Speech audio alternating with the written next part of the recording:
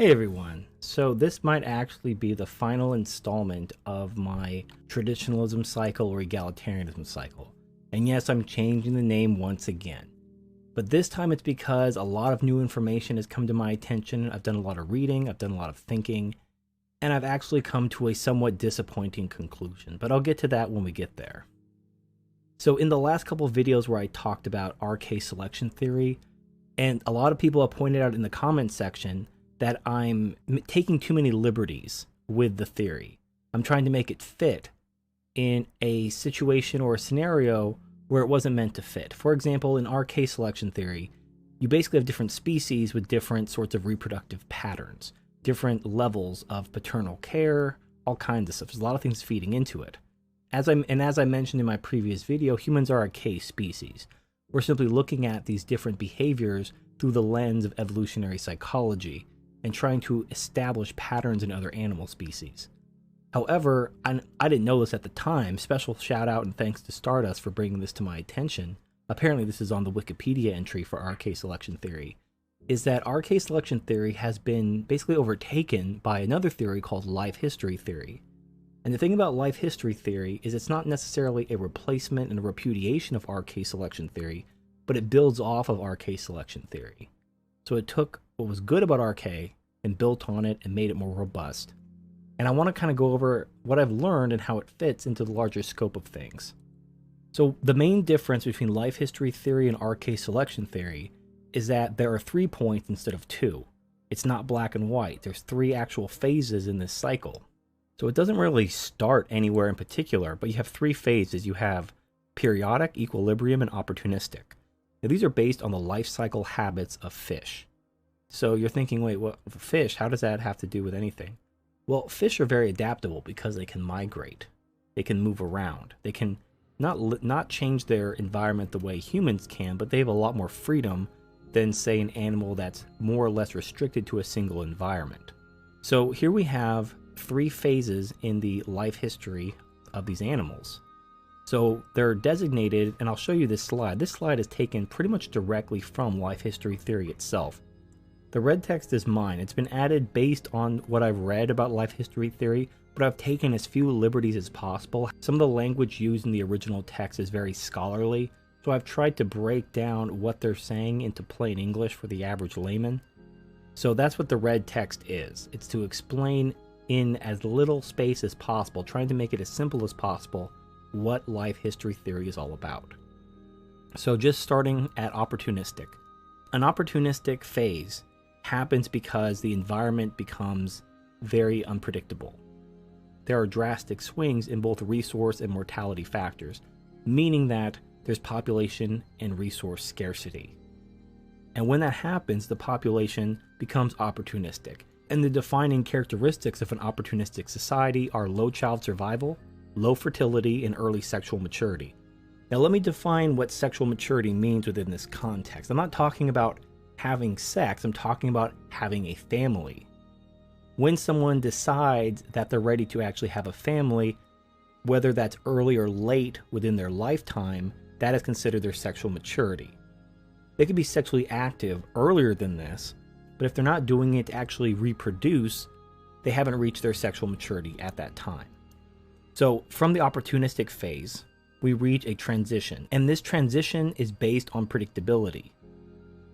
They're basically adapting to their environment. They're trying to thrive within a fluctuating environment by predicting when these transitions will occur. And this leads to what is known as the periodic phase. Now, the periodic phase is identified through low child survival, high fertility, and late sexual maturity. Now, from the periodic phase, you enter the constant environment.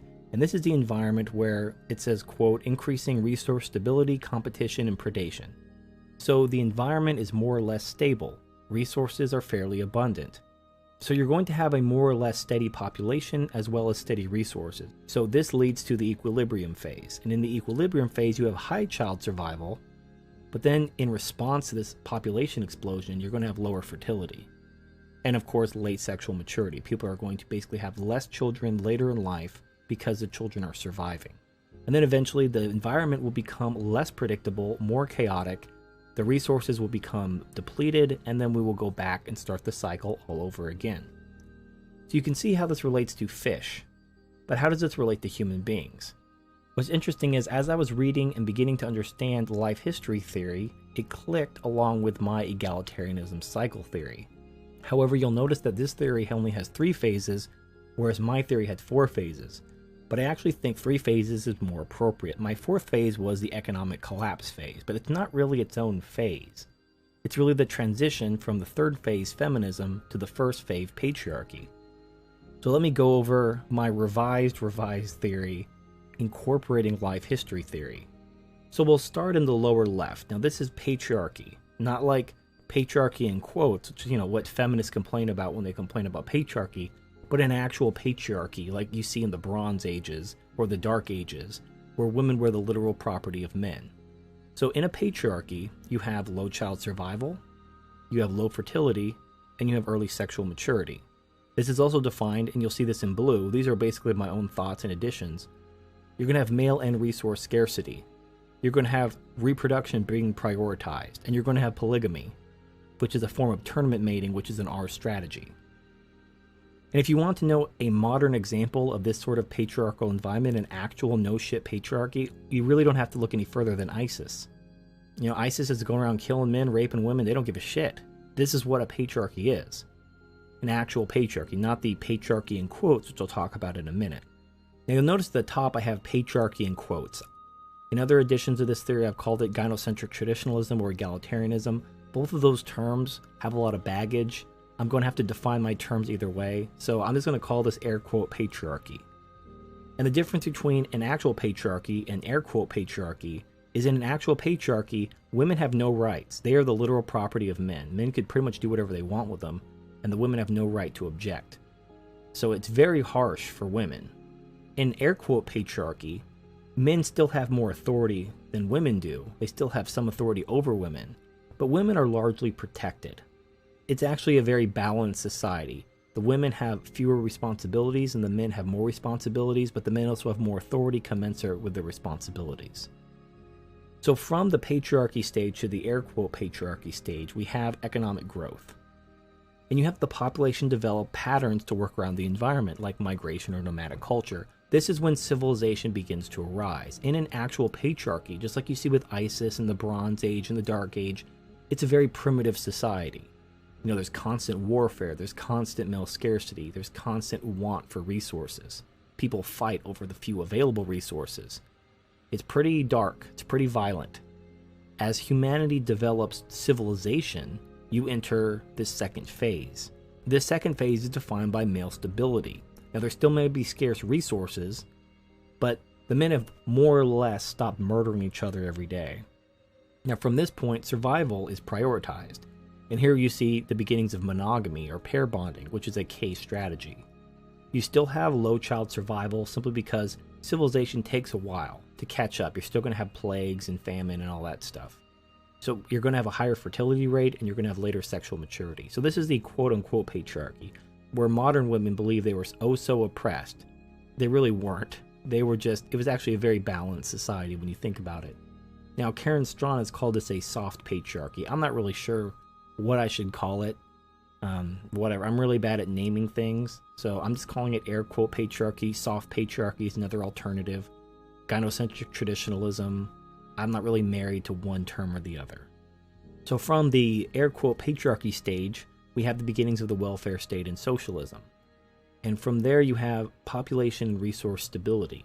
And now there's more competition as the population increases. And now you reach the feminism phase. And in the feminism phase, you have high child survival, low fertility, and late sexual maturity. You now have male and resource stability, and you have incentive-based reproduction. So you're going to have single mothers who are responding to economic incentives, as well as Mgtow, who are responding negatively to economic incentives. Now eventually these developments lead to a societal collapse. So you see this with the environment becoming less predictable. You see the population and resource scarcity emerge, and you revert back to a patriarchal system.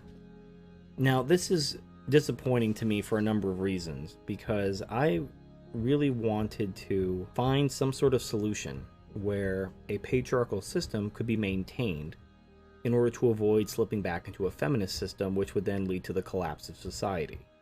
However, and this was partially based on the work of C.S. Mgtow in a video called Calories, Epigenetics, and Mgtow, where he states that the growth of society is tied directly as a causal factor with a decrease in testosterone. A pair bonding system is important for society, but then you creep ever so closer to a feminist takeover of that society. A decrease in testosterone led to an increase in monogamy and pair bonding and an increase in the development of civilization. However, this can also be taken too far, as you see with bonobos. Bonobos are once chimpanzees, and they developed a more egalitarian society. The men became more effeminate, they were dominated by the women, and as a result, they became smaller and dumber. For example, chimpanzees can use tools while bonobos cannot. So, simply the decrease in testosterone doesn't necessarily increase intelligence. It has to do with the environment. In fact, I believe that the decrease in testosterone and the increase in pair bonding is not a cause, but a result of increases in civilization and intelligence. Now I need to get to the disappointing aspect of this. I feel a bit almost like a protagonist in a Lovecraftian novel, where if you're familiar with H.P. Lovecraft and a lot of his stories, you'll have the protagonist stumble upon some knowledge, and that knowledge will drive him mad.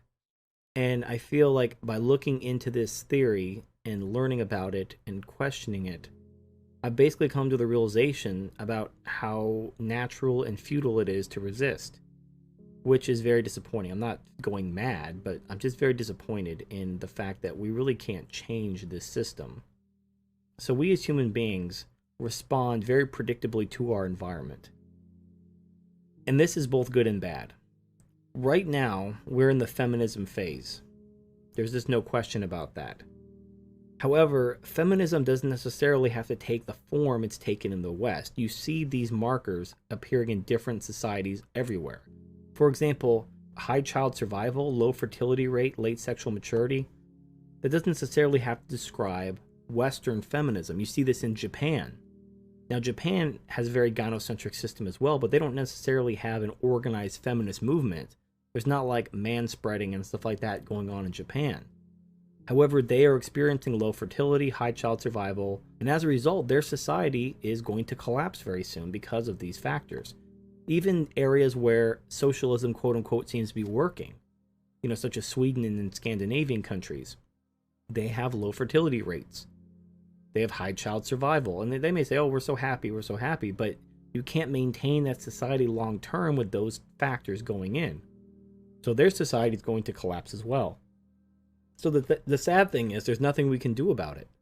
So as we go from a very unpredictable, very violent and warlike patriarchal system to a more balanced system, the more success we have economically, the more we have available food, the more we have less physical threats, the more peace we have, the more peaceful our society becomes, the less people are starving and being murdered and being killed in war, the closer our society comes to collapsing.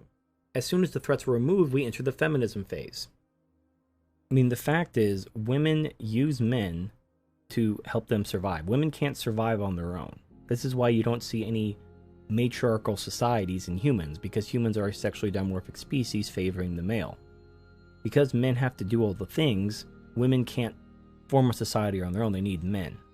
However, once men accomplish their goals, women don't have that sort of sense of honor and love to reward them for their hard work. As soon as they've outlived their usefulness, women basically drop them. And they do this through feminism. They do this through villainizing masculinity, the very things which built the society. And as soon as this takes root, the society begins to collapse.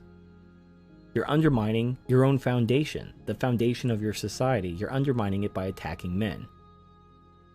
However, you really can't undo it, because this is an environmental response. This isn't something you could, even if women could, in theory, understand logic and reason, and you could actually rationally explain this cycle to them, I don't think they would even go for it then.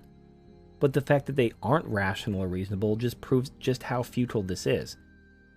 This is an environmental response. As food becomes more accessible, as warfare becomes more rare, as fewer people are dying, as women don't fear for their survival, they immediately turn on men. And the welfare state simply speeds this process up, because it gives women a way to survive without even directly needing men at all. And, I guess coming to this realization is good because it allows me no longer to worry about it. What we should be focusing on is warning people who may be brainwashed by traditionalism that we're not living in that phase anymore. It doesn't make sense to live like we're living in the previous phase when we're in the feminism phase. The way to succeed in a patriarchy isn't the same as how to succeed in an air quotes patriarchy or how to succeed in a feminism. These are different environments with different qualities which lead to success or failure. So I think one of the main things Mgtow can do is just educate men. Look, don't get married. Stay away from women. This is no bueno. Stay away. Not good times. And then beyond that, just prepare for the collapse. Prepare yourself financially, physically, mentally. The collapse is going to come, probably in the next couple decades. If you make it out of the other side of that, we'll take it from there. I don't know what's going to happen. Chaos is, by its very nature, unpredictable. But once we come out of the other end, we'll have to rebuild society. And my original goal was to try to inform and educate men to help guide, hopefully, the development of that new society. But now I see that it's really going to just be a repeat of what we've done before. And there's really no way to break out of that. So fuck it. So we'll come in after the collapse, we'll rebuild, we'll subjugate our environment like we have done 1,000 times before.